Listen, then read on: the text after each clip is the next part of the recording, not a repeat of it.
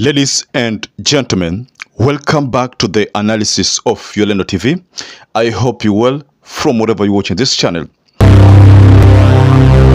Now, Pauline Njoroge, one of the most renowned bloggers in Kenya, has brought a story that I saw regarding the remarks that NDINDI made about the need for KRA to take it easy on Kenyans. So Pauline Njoroge reacted to a tweet that was shared by KBC Channel News, KBC Channel 1 News, their ex-handle. They shared a story about Kiharu Member of Parliament, NDINDI. So Pauline Njoroge reacted to that tweet. Earlier on, before this tweet, I had come across a video about the remarks which NDINDI made. Sisi ni watu wa kusikilia wanabiashara. Wale wako Nyamakema, wale wako Nairobi, wale wako Kenya mzima. Now all the government agencies, our work is to incentivize the businesses and enterprise in Kenya. Na nauliza all the government shirika zote za serikali kama KRA, na nauliza kwa heshima, as you do changes and especially increasing duty like the one we saw recently, it is important to do public participation. Unaita wasikadau pamoja, unawauliza. So I want to take you to this tweet that Pauline Njoroge shared, which is a reaction to what KBC Channel 1 News shared. So first, this is what Pauline Njoroge said. I mean, in fact, it is like a question. She asked, isn't KRA just collecting taxes as per the Finance Bill 2023? What kind of revisionism is this? So this tweet was shared in form of a question. Now, the reaction was to this tweet from KBC Channel News 1. Kiharu Member of Parliament and the Chair of the Budget Committee, Honorable NDINDI, have called upon the taxman to stop imposing additional taxes on Kenyans without carrying out public participation. Speaking in Boiman Catholic Church in Oljoro, or Rock in Nyandarua County during a Palm Sunday Thanksgiving service, NYORO said that public participation is key to realizing a strong nation and domestic taxmen must listen to the outcry of the public. So that is what KBC Channel News shared, and then Pauline Njoroge reacted to that tweet in form of a question. So I want to share with you a certain video which appears to be a video that invoked this kind of tweets, the two tweets, one from KBC Channel 1 and the other one from Pauline Njoroge. But before I share that video, please take 1 second, go below there, there's a button written subscribe. Please subscribe to this channel, please like this video, and also don't forget to share this video. Those who supported us before, I want to say that I'm forever grateful for that support, because without you, this channel could not have grown. So Kiharu Member of Parliament was spot on this time round in what he deemed just to the people of the Republic of Kenya.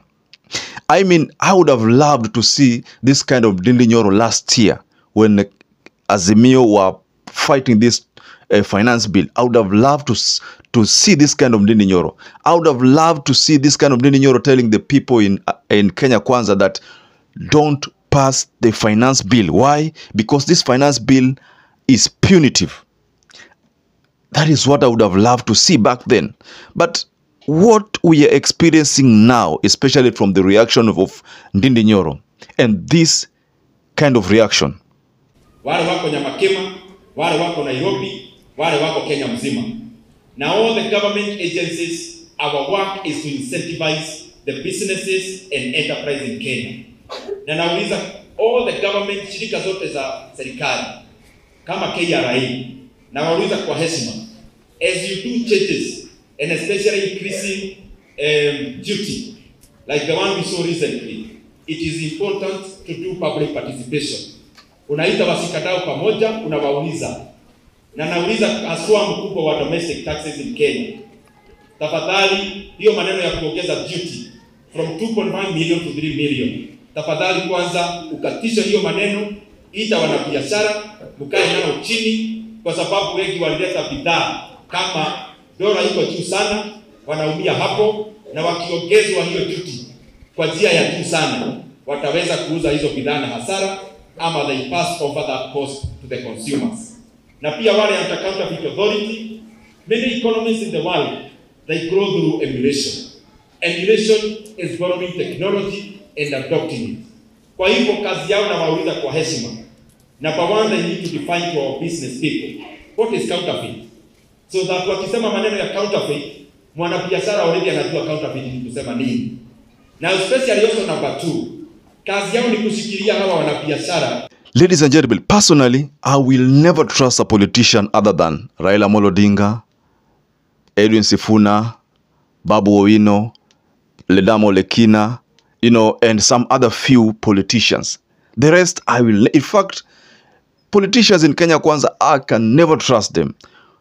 Nobody would have thought that at one particular time, Ndindi Nyoro would now make sense. When Edwin Sifuna went through several debates or rather interviews in some of this mainstream media, he kept on emphasizing the need for people like Ndindi Nyoro, people like Boni Alwale, people like Osoro, to please look at these issues from a sensible perspective. He kept pushing them to relook or reconsider their position of saying tutapitisha finance bill bila hata kutoa koma. One of those people, Osoro, sometimes later on admitted that he had used, charms, he had used money to buy the support of certain people whom I did not want to mention here, but above all, to buy people like Jalango, Esther Passaris, who ended up voting for this bill hata bila kufikiria. Ndindi Nyoro is now coming out clearly and saying that taxman should not push the people of the Republic of Kenya. From that video, there's something he mentioned. He mentioned about Nyamakima. And honestly speaking, the people who trade there at Nyamakima, most of them come from Mount Kenya. I mean, I'm not one who's tribalistic. I have clans in Mount Kenya who support my work, the other work, like you already know, I'm an ICT person. That is my profession, but this YouTube is just part-time. So because I'm an ICT person, I have clans in Mount Kenya. So some of those clans there support me a lot. My work, my other work, the IT work. So I cannot be tribalistic here to say that, oh, Wakikuyu A, Wakikuyu B. No. Wakikuyu are very good people. But politicians are the one who are misusing these people. So look at this. From that video, if you're very keen, Ndindi Nyoro talked about containers zimezuiliwa, talked about Nyamakima. And at Nyamakima area, that is why you find there was this Chinese, I don't know Chinese nini, kuna hiyo Chinese, something Chinese. I don't know, Chinese something. So kuna time kuna maandamano pale that forced Gachagua to come down there and discuss with the people there, the trade people there, so that the tension was quelled. We also that is the area where there are so many people importing stuff from China. So kama containers zimezuiliwa kwa port, most likely Ndindi Nyoro is talking about these traders whose containers have not been cleared. Probably they have not been cleared because they cannot raise this revenue or the taxes which have been imposed on the imports. The taxation on the imports may be mekwa nyingi so that it discourages imports. But these people rely on the imports to be able to get goods which they can sell to the wholesalers, to retailers, or to final consumers. So that explains why Ndindi Nyoro could have come out from his hiding and indirectly, defended the people of Nyamakima. So to me, this could have been a pressure that Ndindi Nyoro is facing from Mount Kenya. Mimi naona kwamba hiyo ndio shida iko. Mount Kenya people could be telling Ndindi Nyoro that if you people don't rescue us from this predicament ambao mmetuwekea, because right now the truth is coming out that hii import duty ambayo iliwekwa itawa affect. Of course it may affect. That is why containers zimezuiliwa pale, and that's why this advice is being given to KRA to release these containers to negotiate with the traders. So this message, I think personally, KRA and Ndindi Nyoro is trying to defend the people of Mount Kenya, the Kikuyu people. in Mount Kenya, the ones who are now suffering these taxations which they imposed on Kenyans without blinking an eye. The concern was tutapitisha finance bill bila hata kufunga macho, bila hata kufanya nini, bila hata kutoa question mark, bila hata kutoa koma, tutapitisha finance bill. It was some kind of chest thumping move. That's the reality. So Ndindi Nyoro, I started off by saying I would have loved to see you talk about these things last year kabla finance bill ipitishwe, your finance act. Something that Raila kept pushing, you kept pushing against. Na watu hawakumsikia, politicians kwa bunge hawakumsikia, wakaipigia kura kuisupport, so saizi kimewaramba. Ladies and gentlemen, what do you make of that realization from the statement by Ndindi Nyoro?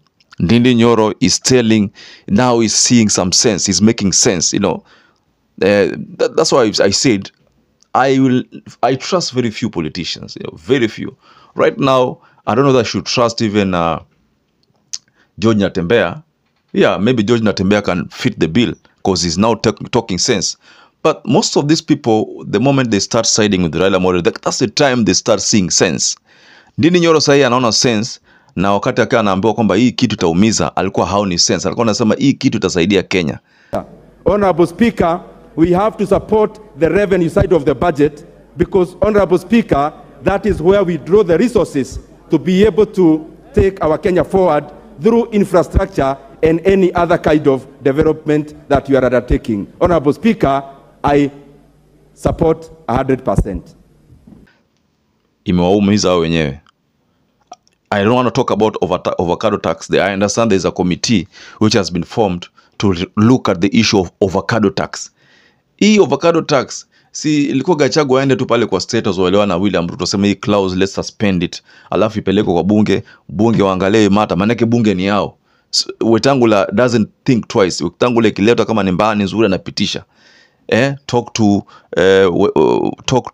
Kiharu, member of parliament, who ni chair of budget committee, alete waangalie, walete mswada pale. Hii mswada ikishaletwa pale, watu kama kinaichungwa huwa wafikiri mara mbili pia, just like I said, wataipeleka pale ipigiwe kura, Wetangula apitishe ku remove hizo taxations ambazo ziko katika hiyo finance bill. It's as easy as such. But what Pauline Njoroge is telling Ndindi Nyoro ni kwamba, and he posed this in form of a question, isn't KRA just collecting taxes as per the finance bill 2023? What kind of revisionism is this? What are you asking to be revised? Ladies and gentlemen, that is what Pauline Njoroge has posted to Ndindi Nyoro to come out clear on the position he is making. So, ladies and gentlemen, I'd like to rest my case here. But perhaps if you're watching this video and you've not subscribed, please take 1 second, go there, there's a button written subscribe. Please subscribe, like this video, share this video. Till you catch up again, stay safe and stay blessed.